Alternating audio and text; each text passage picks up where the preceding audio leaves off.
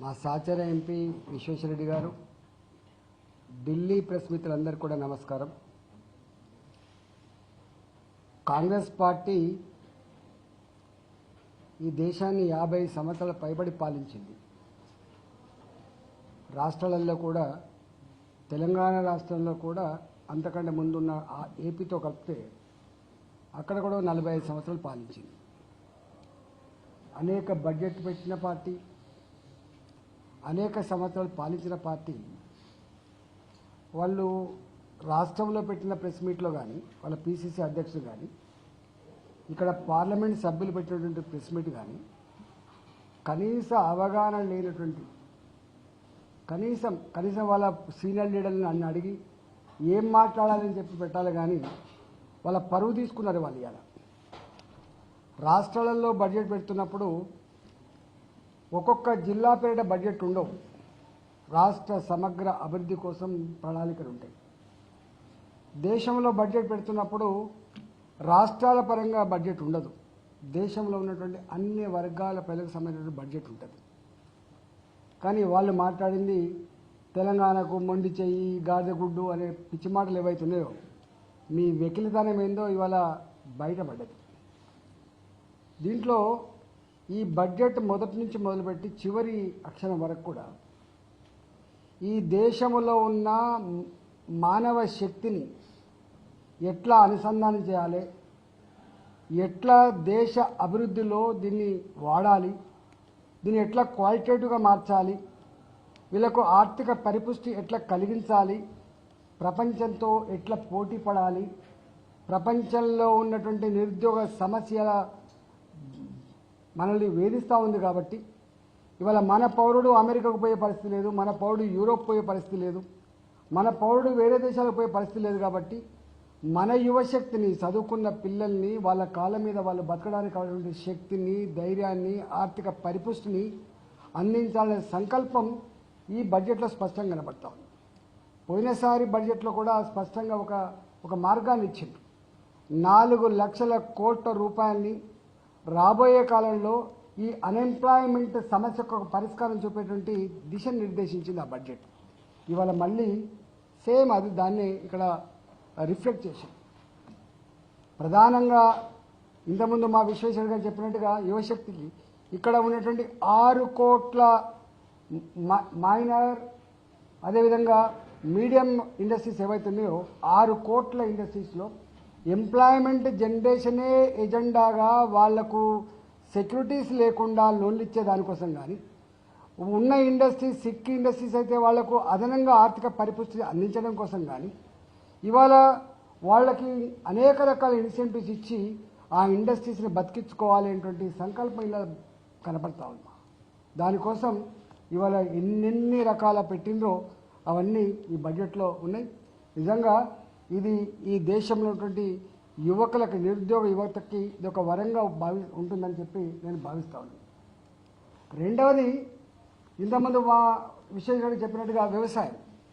ఇవాళ ఇప్పటికి కూడా ఇంత అర్బనైజేషన్ అయినప్పటికి కూడా కోట్లాది మంది ప్రజానీకానికి అక్కడ తెచ్చుకొని అన్నం పెట్టగలిగే తల్లి భూతల్లి మాత్రమే అని చెప్పి కేంద్ర ప్రభుత్వం కూడా నమ్మింది. కాబట్టి మొట్టమొదటిసారిగా కిసాన్ సమ్మాన్ యోజనని అమలు చేసింది. దేశంలో అంతకుముందు ఇన్ని ప్రభుత్వాలు ఉన్నప్పటికీ కూడా ఇవాళ మేము గ్రాస్ రూట్ లెవెల్లో ఉన్న వాళ్ళము, పేదల కోసం ఉన్న వాళ్ళం అని చెప్పినటువంటి కాంగ్రెస్ పార్టీ చేయని పని కిసాన్ సమ్మాన్ యోజన కింద ఇవాళ రైతాంగానికి ఎట్లా సపోర్ట్ చేసినామో, పెట్టుబడి సపోర్ట్ చేసినామో చూసాం.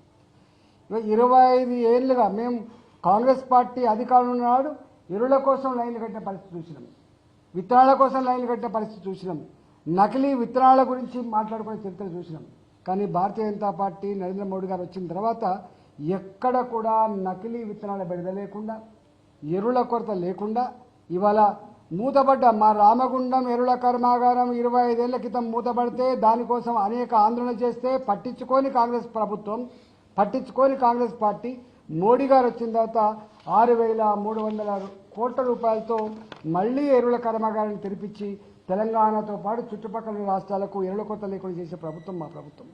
ఇవాళ అస్సాంలో 12 లక్షల మెట్రిక్ టన్నుల ఎరువుల కర్మాగారాన్ని స్థాపించి ఇంపోర్ట్స్ మీద ఆధారపడద్దని, ప్రపంచంలో ఎప్పుడైనా క్రైసిస్ వచ్చినప్పుడు ఈ రైతాంగానికి ఎరువులు దొరకకుండా ఉండే ఆస్కారం ఉందని నా రైతాంగానికి ఎరువుల గ్యారంటీ ఇవ్వాలని చెప్పి ఇక్కడ సొంతంగా ఇలా ఒకవైపు ప్రభుత్వ పరమైన సంస్థలు మూతపడతా ఉంటే ప్రభుత్వ పరంగానే మళ్ళీ ఆ సంస్థను ఓపెన్ చేసి ఇవాళ ఎరువుల ఉత్పత్తిలో సెల్ఫ్ సఫిషియెంట్ ఉండాలని చెప్పే దానికోసం అస్సాంలో ఓపెన్ చేశాం. Today is the era of genome అని చెప్తున్నాము. ఇవాళ ఈ జీనోమ్ యుగములో రైతాంగానికి గొప్ప వంగడాలు అందించాలి, శాస్త్ర విజ్ఞానానికి రీసెర్చ్ కోసం ఎక్కువ ఫండ్స్ ఇవ్వాలి, రైతాంగాన్ని ఆదుకోవాలని చెప్పి ఇవాళ దానికోసం కూడా మొట్టమొదటిసారిగా ఆలోచన చేసింది ప్రభుత్వం. రెండోది ఇదే వ్యవసాయంలో ప్రొడక్టివిటీ. దేశవ్యాప్తంగా కొన్ని దగ్గర మంచి ప్రొడక్టివిటీ ఉంటుంది, కొన్ని జాగాలు అసలు ప్రొడక్టివిటీ ఉండదు. కొన్ని జాగాలు ఎకరానికి 50 బస్తాలు పండితే కొన్ని జాగాలు ఇప్పటికి 15 బస్తాలే పండుతుంది. ఈ దేశంలో దాన్ని మ్యాపింగ్ చేసుకొని ఎక్కడెక్కడైతే ప్రొడక్టివిటీ లేదో, ఎక్కడెక్కడైతే రైతాంగానికి వ్యవసాయంలో లాభసాటిగా లేదో అలాంటి ప్రాంతాలను అడాప్ట్ చేసుకొని వాళ్ళకు అదనపు సపోర్ట్ చేసి టెక్నాలజీ పరంగా కావచ్చు, విత్తనాల పరంగా కావచ్చు, విజ్ఞాన పరంగా కావచ్చు, ఇలా సపోర్ట్ చేసి వ్యవసాయాన్ని పైకి తీసుకురావాలి. ఏ భూమిని నమ్ముకున్న రైతాంగానికి ఉపాధి కల్పించడానికి గొప్ప సంకల్పం ఇందులో ఉంది. అంతేకాకుండా ఇవాళ రైతాంగం పండించిన పంటకు మార్కెట్కి పోతే డిమాండ్ లేకపోతే దాన్ని స్టోర్ చేసుకొని మళ్ళీ డిమాండ్ ఉన్నప్పుడు అమ్ముకోవడం కోసం ఇవాళ 2 లక్షల రూపాయలు అయితే ఈ రైతాంగానికి లోన్స్ ఉండేనో దాన్ని 5 లక్షల రూపాయలు పెంచారు. 5 లక్షల రూపాయలు పెంచారు. 2 లక్షల రూపాయలు ఉండే వాళ్ళకి వితౌట్ సెక్యూరిటీ వాళ్ళు పంటను కనుక గోడలో పెట్టుకుంటే దాన్ని 5 లక్షల రూపాయలు పెంచారు. అంతేకాదు క్వాలిటీ కూరగాయలు పండించడం కోసం, క్వాలిటీ పళ్ళను పండించడం కోసం, వాటి ప్రపంచ మార్కెట్లో ఎక్స్పోర్ట్ చేయడం కోసం కూడా మొట్టమొదటిసారిగా ప్రభుత్వం ఆలోచన చేసింది. ఇంతకుముందు వాళ్ళు చెప్పినట్టుగా పల్సెస్ విషయంలో ఇవాళ ప్రోటీన్, చీపెస్ట్ ప్రోటీన్ పేద ప్రజానికానికి అందేది పప్పుల ద్వారానే కాబట్టి పప్పు దినుసులని ఎక్కువ పండించాలి, ప్రజలకు అందుబాటు చేయాలి. ఇవాళ కేవలం ఎనర్జీ ఐటమ్స్ మాత్రమే కాదని చెప్పి మొట్టమొదటిసారిగా ఆలోచన చేసింది. ఇవాళ వాటి కోసం స్పెషల్గా ఇవాళ నిధులు కేటాయించింది. అంతేకాదు నూనెలు ఇలా ప్రతి నిత్యం సామాన్య ప్రజలు మాత్రమే కల్తీ నూనెలతో చచ్చిపోతున్న విషయం, రోగాలు పడుతున్న విషయం మీకు తెలుసు. ఇవాళ అలాంటి కల్తీ నూనెల బాధ లేకుండా, నూనెలు అకారణంగా విపరీతంగా రేట్లు పెరిగి సామాన్యులకు అందుబాటు లేకుండా ఉంటుంది కాబట్టి ఇవాళ ఆ నూనెల విషయంలో కూడా క్వాలిటీ వంట నూనెలు అందించాలి, సస్తగా అందించాలనే సంకల్పంలో దాని మీద కూడా ఇలా ప్రభుత్వం దృష్టి పెట్టింది. ఇది గొప్ప రైతాంగానికి మరీ ముఖ్యంగా ప్రజానికానికి ఇవాళ రేపు జీవన విధానంలో తోడ్పాటుకు అందించేదిగా ఉంటుందని చెప్పి నేను భావిస్తా ఉన్నా. అదేవిధంగా ఉమెన్ విషయంలో కూడా మీకు తెలిసి ఇవాళ స్వయం సహాయక బృందాలు ఉంటాయి, ఎస్హెచ్జీలు. ఇవాళ ఎస్హెచ్జీలకి గతంలో కేంద్ర ప్రభుత్వం ఇచ్చేది నామినల్గా మాత్రమే ఇచ్చేది. ఇప్పుడున్న ఈ పరిస్థితులలో చిన్న వ్యాపారం చేసుకునే మహిళలకు 10,000 రూపాయలు ఉండేది ఇంతకుముందు పెట్టి లోన్స్ అని చెప్పించేది. దాన్ని 50,000 రూపాయలకు పెంచారు. 5 లక్షల మందికి 2 కోట్ల రూపాయల చొప్పున ఎస్సీలలో ఉన్న మహిళలకు, ఎస్టీలలో ఉన్న మహిళలకు, బీసీలలో ఉన్న మహిళలకు ఇవాళ ప్రభుత్వమే గ్యారంటీ ఇచ్చి రుణాలు ఇవ్వాలని సంకల్పం ఉంది. ఇప్పటికే అనే ముద్రాలు రుణాలు కావచ్చు, ఇప్పటికే పెట్టి బిజినెస్ చేసుకునే వాళ్ళకు కావచ్చు, ఇప్పటికే చిన్న వ్యాపారం చేసుకునే వాళ్ళకు వితౌట్ సెక్యూరిటీ ఇచ్చే రుణాలు కావచ్చు, తక్కువ ఇంట్రెస్ట్ రూపంలో ఇచ్చే రుణాలు కావచ్చు, వాటికి తోడుగా ఇవాళ ఎస్హెచ్జీలను కేంద్ర బిందువు చేసుకొని ఇవాళ మహిళలకు ఆర్థిక పరిపుష్టిని అందించేటువంటి ప్రయత్నం ఇవాళ కేంద్ర ప్రభుత్వం చేస్తూ ఉంది. అంతేకాకుండా ఏ అంగన్వాడీ కేంద్రాలు అయితే గ్రామీణ ప్రాంతాల్లో 8 కోట్ల మంది పిల్లలకి పౌష్టికాహారం అందిస్తాయి, కోట్లాది మంది గర్భిణీ స్త్రీలకు వాళ్ళకు మంచి ప్రోటీన్ ఫుడ్ అందిస్తుంది, లాక్టేట్ పాలిచ్చేటువంటి చిన్న పిల్లల తల్లకు కూడా అందిస్తుంది. అలాంటి అంగన్వాడీలు అవి క్వాలిటేటివ్గా లేవు, సౌకర్యాలు చక్కగా లేవు, పునారిల్లిపోతూ ఉన్నాయి, మెకానికల్గా ఉండద్దు. మన భారత జాతి పిల్లల్ని గొప్పగా పెంచుకోవాలి, తల్లుని గొప్పగా కాపాడుకోవాలి. దాంతో ఇవాళ వాళ్ళకి ఇచ్చేటువంటి సౌకర్యాలు ఏవైతున్నాయో, వాళ్ళకి ఇచ్చే ఫుడ్ ఏదైతే ఉందో, అవి అక్కడ వాళ్ళకు ఉండేటువంటి ఇన్ఫ్రాస్ట్రక్చర్ ఏదైతుందో ఇవన్నిటి పెంచాలనే గొప్ప నిర్ణయం అవుతుందో ఇది గ్రామీణ ప్రాంతాల్లో ఉన్నటువంటి పేద పిల్లలకి, పేద మహిళలకి మరింత తోడ్పాటును అందించేటువంటి చర్యగా ఇది బ్రహ్మాండంగా ముందుకు తీసుకుపోతుందని చెప్పి భావిస్తా ఉన్నాం. అంతేకాకుండా ఇవాళ ఈ దేశంలో ఎలక్ట్రిసిటీ ఉంది, ఇలా కరెంటు లేకపోతే జీవితం లేదు. ఇదంతా కూడా బొగ్గు గనులలో బొగ్గు ఉత్పత్తి చేసి తప్ప కరెంట్ వచ్చే పరిస్థితి లేదు. జల విద్యుత్తు ఉన్నప్పటికీ కూడా తక్కువనే. ఇవాళ మనకు ఆటమిక్ ఎనర్జీ కూడా తక్కువనే. మన దగ్గర ప్రపంచవ్యాప్తంగా అనేక దేశాధినేతలు గ్రీన్ ఎనర్జీ గురించి కానీ గ్లోబల్ వార్మింగ్ గురించి కానీ అయితే మాట్లాడుతున్నారో తీర్మానం చేస్తూ ఉన్నారో, భారతదేశం ఇవాళ తీర్మానాలతో సంబంధం లేకుండా ప్రపంచంలో ఉన్నటువంటి వాళ్ళ కండిషన్స్ కాకుండా ఈ దేశాన్ని గ్రీన్ ఎనర్జీగా తీసుకుపోవాలని గొప్ప సంకల్పంలో భాగంగా ఇవాళ విండ్ ఎనర్జీకి కానీ సోలార్ ఎనర్జీ కానీ పెద్ద ఎత్తున ఇవాళ వాళ్ళకి ఇన్సెంటివ్స్ ఇచ్చి దీన్ని అభివృద్ధి చేయాలనేటువంటి గొప్ప నిర్ణయం తీసుకుంది. అంతేకాదు ఇవాళ ఢిల్లీ ఉంది. ఢిల్లీలో చలికాలం వచ్చిందంటే కొన్ని కార్లు బయటికి తీయాలి, కొన్ని కార్లు లోపల ఉండాలి. జనం బయటకు వచ్చే పరిస్థితి లేదు. ఇంత 4 కోట్ల పైచిలుకున్నటువంటి ఇక్కడ ఢిల్లీ వాసులు ఉక్కిరి బిక్కిరి అవుతూ ఉంటారు పొగతోటి. నాకు తెలిసి అత్యంత పొల్యూషన్ ఉన్నటువంటి నగరం ఢిల్లీ. ఇట్లాంటి నగరాల్లో ఇవాళ ఎలక్ట్రికల్ కార్స్, ఎలక్ట్రికల్ బసెస్, ఇప్పటికే ఎలక్ట్రికల్ మెట్రో వచ్చింది. దానికోసం ఇలా కొన్ని వేల కోట్ల రూపాయలు ట్యాక్స్ ఎగ్జెంప్షన్ ఇచ్చి ఇవాళ దాన్ని అవాయిడ్ చేసి ప్రజానికానికి మంచి మెరుగైనటువంటి వాతావరణాన్ని ఇచ్చి ఆరోగ్యాన్ని అందించేటువంటి గొప్ప నిర్ణయంలో భాగమే దీనిగా భావిస్తూ ఉన్నాం. వారు మోడీ గారు 2030, 2047 వరకు అసలు బొగ్గుతో తయారయ్యేటువంటి ఎలక్ట్రిసిటీ కాకుండా టోటల్ గ్రీన్ ఎనర్జీ వైపు ప్రయాణం చేయాలనేటువంటి సంకల్పానికి ఇది పునాది వేస్తుందని చెప్పి నేను భావిస్తూ ఉన్నా. మేము చూస్తూ ఉన్నాం తెలంగాణలో బొందలగడ్డగా మారిపోయినాయి. బొగ్గు గనులు ఎక్కడైతే ఉన్నాయో అక్కడ బొగ్గు బొందలగడ్డగా మారిపోయినాయి. కొన్ని వందల కిలోమీటర్లు భూగర్భ జలాలు అడుగంటిపోయినాయి. పొల్యూషన్తో కుణాలిపోతూ ఉన్నారు.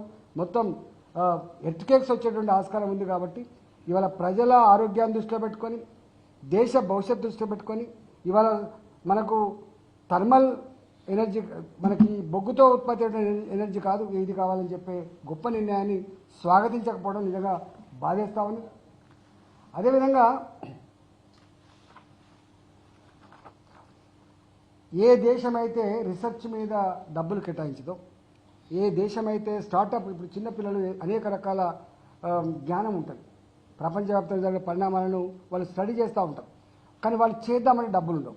ఇవాళ స్టార్టప్ల కోసం నీకు తెలివి ఉంటే ప్రభుత్వం నేను నిలుస్తుంది, దీని మీద రీసెర్చ్ చేయి, నీ మేధస్తో ఈ దేశానికి ఏమైనా కొత్తదనం అందించమని చెప్పే గొప్ప సంకల్పమే స్టార్టప్లకు సపోర్ట్. ఆ స్టార్టప్ల కోసం ఇవాళ వేల కోట్ల రూపాయలు బడ్జెట్లో పెట్టడం మొట్టమొదటిసారిగా నిజంగా ఇది అభినందనీయం. అదేవిధంగా ఇప్పటికే ఫిషరీస్ దాంట్లో కానీ లేకపోతే ఎనిమల్ హస్బెండ్ దాంట్లో కానీ ₹1 కోటి 500 గొర్రెలు పెట్టుకుంటే ₹1 కోటి వాళ్ళ 50 లక్షల రూపాయలు సబ్సిడీతోటి ఇవాళ కేంద్ర ప్రభుత్వం ఇస్తుంది మొట్టమొదటిసారిగా. అట్లా అదేవిధంగా ఫిషరీస్ దాంట్లో కూడా 10 లక్షల రూపాయలు ఇండివిజువల్ దాంతో మొదలుపెట్టి 200 కోట్ల రూపాయల వరకు కూడా ఫిషరీస్ కోసం వచ్చేస్తూ ఉంది. అంటే ఇవన్నీ ఇచ్చిన స్కీములకు అమలు చేసే తెలివి లేదు. మా దగ్గర 200 మంది ఫార్మర్స్కి కేంద్ర ప్రభుత్వం 50 లక్షల రూపాయల చొప్పున సబ్సిడీ కోసం వాళ్ళు కాన్సెంట్ ఇస్తే 20 లక్షల రూపాయల చొప్పున ఇచ్చి ఇంక 20 లక్షల రూపాయలు ఇవ్వకుండా ఆపుతున్నారు వీళ్ళు. అంటే ప్రజల్ని పట్టించుకోరు, పరిపాలన ఎటు సాగుతుందో చూడరు, ప్రజల దుఃఖమేందో అర్థం కాదు వాళ్ళకి. ఇచ్చిన దాన్ని అమలు చేసే తెలివి లేదు, కానీ మాటలు మాత్రం మాట్లాడుతూ ఉంటారు. కూట్ల రాయి తీయలేనోడు ఏట్ల రాయి తీసినట్టుగా ఇవాళ వీళ్ళ సందం ఉంది. నేను ఒకటే ఇలా నిజంగా ఇది గొప్ప ప్రగతికామకమైన బడ్జెట్ అని చెప్పి మాట్లాడమే కాకుండా ఇంతకుముందు మా విశ్లేషణ చెప్పినట్టుగా మెడికల్ దాంట్లో మనం ఇంత పాపులేషన్ ఉంటే డాక్టర్లు ఉండరు, పీజీ సీట్లు ఉండవు. నాకు తెలిసి స్వతంత్రం రాకముందు ఎన్ని మెడికల్ సీట్లు ఉన్నాయో, స్వతంత్రం వచ్చిన తర్వాత నుంచి 2014 వరకు ఎన్ని మెడికల్ సీట్లు ఉన్నాయో ఈ 10 ఏళ్ళకి అన్ని మెడికల్ సీట్లు పెరిగినాయి.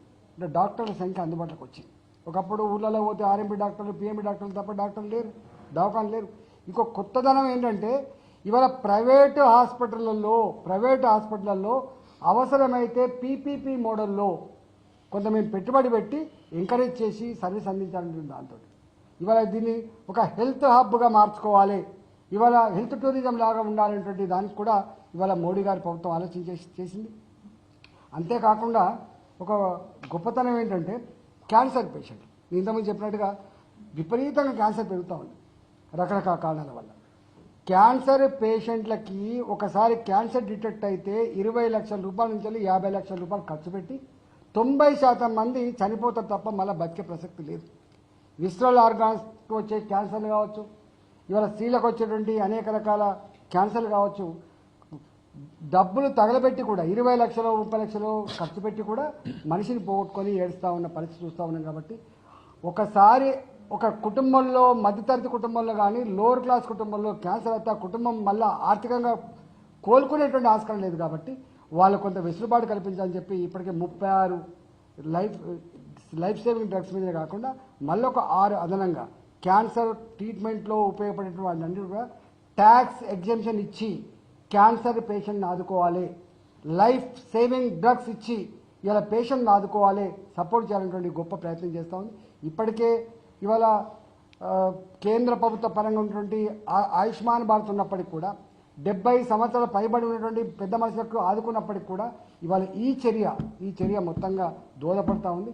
అంది హోల్గా పేదలు మధ్యతరగతి వాళ్ళకి ఏ ప్రభుత్వం అయితే అండగా ఉన్నానో ఆ బాధ్యతని సంపూర్ణంగా అర్థం చేసుకొని ఆచరిస్తున్న పార్టీ భారతీయ జనతా పార్టీ, ఆలోచిస్తున్న నాయకుడు నరేంద్ర మోడీ గారు. ఇవాళ దాని ఫలితాలు కళ్ళ ముందు కనపడుతున్న విషయం అర్థమవుతుంది. కాబట్టి ఇలా భారతీయ జనతా పార్టీకి దేశవ్యాప్తంగా పట్టం కడుతూ ఉంటే, దేశవ్యాప్తంగా స్వాగతం పలుకుతూ ఉంటే ఇవాళ చూస్తూ ఓర్వలేని వాళ్ళు చేసేటువంటి ఆరోపణ తప్ప దీంట్లో ఏమీ లేదు. ఇవాళ నిజంగా అన్ని రంగాల ప్రజానికాన్ని, ఏ ఒక్క వర్గాన్ని కూడా వదిలిపెట్టకుండా అన్ని వర్గాల ప్రజల బాధలను అర్థం చేసుకొని దాన్ని అడ్రస్ చేసిన బడ్జెట్గా అది భావిస్తూ ఉంది. Thank you.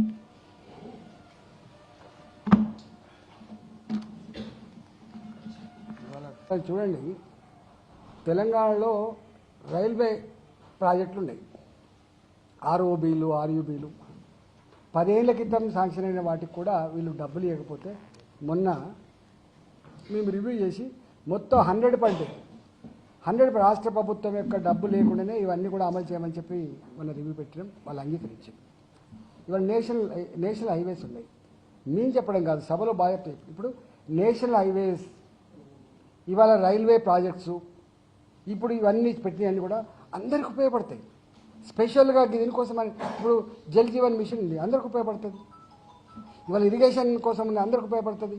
ఇవాళ ఇక్కడ వీళ్ళు కొత్త అది పెట్టి 1,50,000 కోట్ల రూపాయలు పెట్టింది. ఏంది, రాష్ట్ర ప్రభుత్వాలు కనుక ప్రొయాక్టివ్గా ఉండి పాజిటివ్గా ఉండి అక్కడ ఇన్ఫ్రాస్ట్రక్చర్ డెవలప్ చేద్దామని చెప్పి కనుక అనుకుంటే, ఏమైనా ప్రాజెక్ట్ నిర్మించాలనుకుంటే వితౌట్ ఇంట్రెస్ట్ డబ్బులు అని కూడా పెట్టింది ఇక్కడ ఫస్ట్ టైం. ఇవన్నీ ఒక రాష్ట్రం కోసం పెట్టవు. ఏ రాష్ట్రాలు అయితే ప్రొయాక్టివ్గా ఉండి ముందుకు వచ్చి చేస్తాయంటే వాళ్ళకి సపోర్ట్ చేస్తారు. తెలంగాణ నుంచి కాంగ్రెస్ బీజేపీ 16 మంది ఎంపీలున్నా తీసుకొచ్చింది అంటే వార్తల కోసం మాట్లాడేటోళ్ళ గురించి ఏం కామెంట్ చేస్తాం? అవగాహన ఉండి మాట్లాడతాం కానీ వార్తల కోసం ఆ క్షణం కోసం వార్త కావాలి వాళ్ళకి.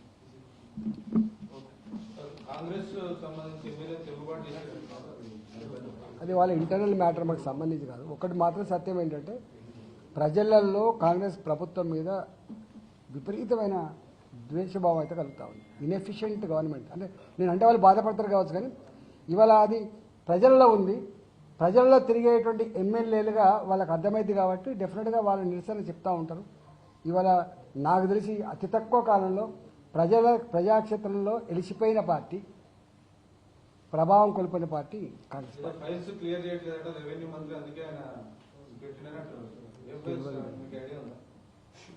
ఎవరి పరిపాలన గురించి నాకేం తెలుస్తుందో చెప్పండి. మీ పార్టీ బలం ఎలా ఉంది సార్?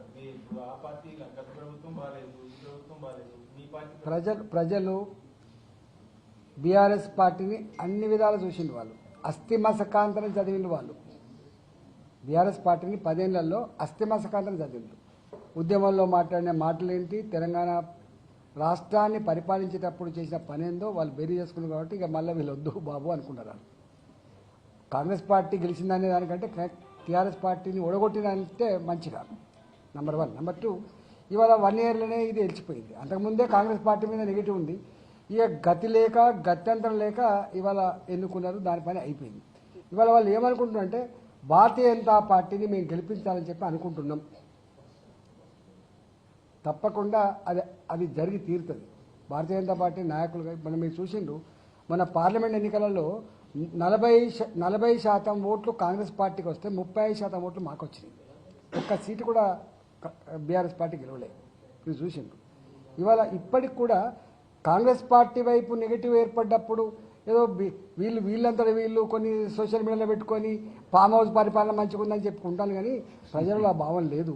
ప్రజలలో ఉన్న భావన ఏంటంటే భారతీయ జనతా పార్టీ గెలిస్తేనే తెలంగాణ కూడా సర్వతోముఖాభివృద్ధి జరిగే ఆస్కారం ఉంటుంది అనుకుంటాను.